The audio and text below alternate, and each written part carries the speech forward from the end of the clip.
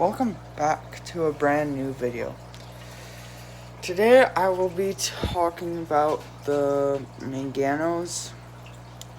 So part 2 of the Maingano care guide video, and also the I will also be talking about how to raise the baby fish, and also how to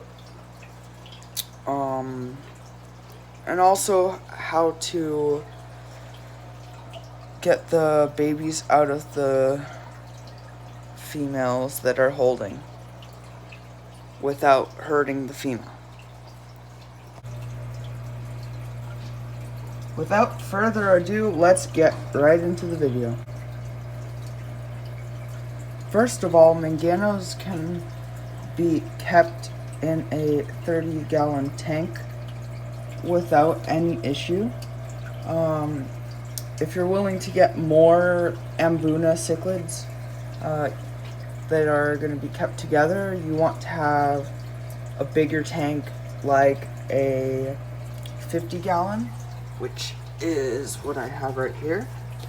Or you can also choose to have a 55-gallon, or bigger will be fine.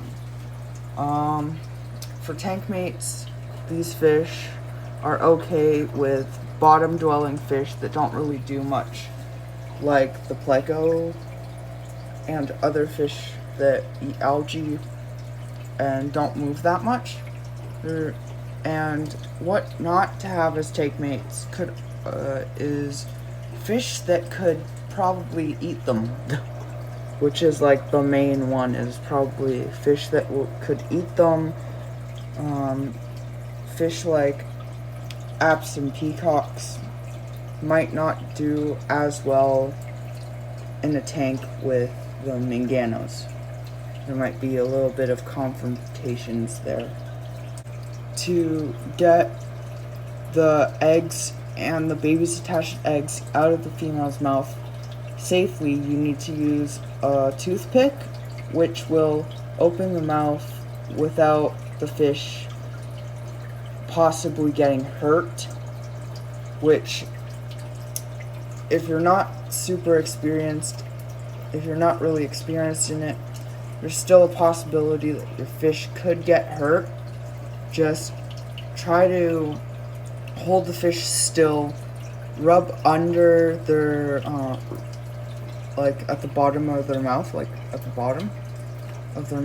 and then you need to and then the fish will just spit it out.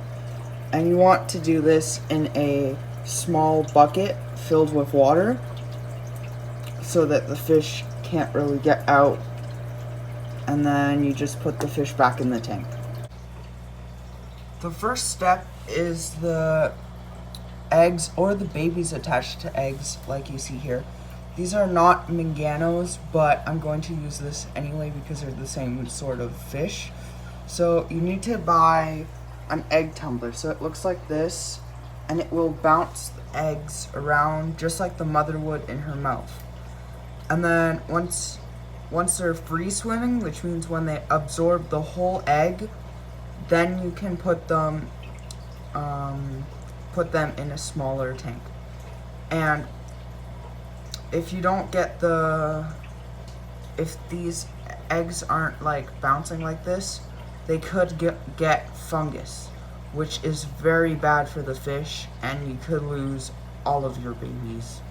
So it's a very bad thing. So once your Mainganos have gotten about this size, these are not Mainganos, as you can see. The Mainganos are going to have the same color as the adults. But once they're this size, you want to feed them like super small flakes. So you want to like crunch it up like really to make it really small, so that your fish can eat it.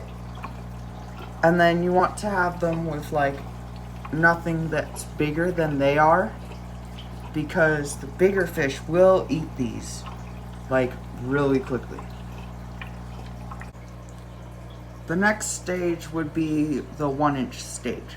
Again, I do not have these Mainganos at this stage yet because I'm having trouble breeding them right now.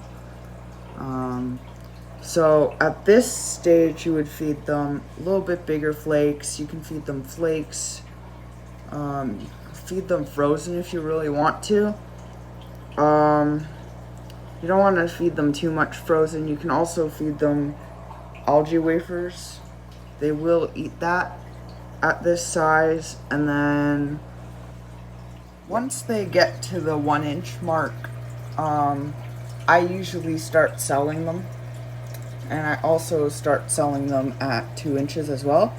So once they're this big, you're probably going to be able, once they're, I think 1 to 2 inches, when they're like 2 inches and over, you'll be able to put them with your adult Mainganos, and they will do fine together. So at this point, you'll be able to feed them bigger flakes. You'll be able to feed them bigger things because they're getting bigger. And they will need and I usually feed them twice a day so that they can grow very quickly. So I usually feed them in the morning and also at night so that they can get their food. Please remember to like and subscribe, and